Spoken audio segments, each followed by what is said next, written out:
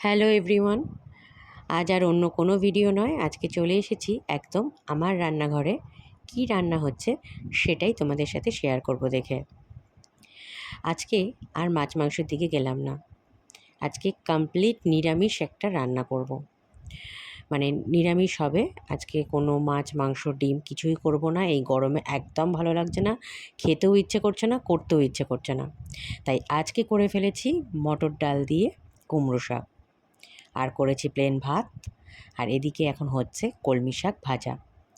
আর এপাশে একটা নিরামিষ বড় করে তরকারি করেছি, দুপুরেও হবে, রাতে রুটি দিয়েও হবে। সেই জন্য এখানে তরকারিতে দিয়েছি আলু, কুমড়ো, পটল, রাঙা আলু আর সজনে ডাঁটা, এই দিয়ে একটা নিরামিষ তরকারি করেছি। আর দেখো তরকারিটা হয়ে এসেছে। নামানোর আগে একটু ভাজা মশলা দিয়ে নিলাম।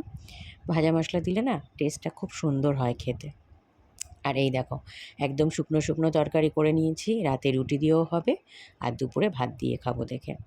আর এই গরমে প্রত্যেক দিন আমাদের বাড়িতে যেটা হয় সেটা হচ্ছে আমের টক।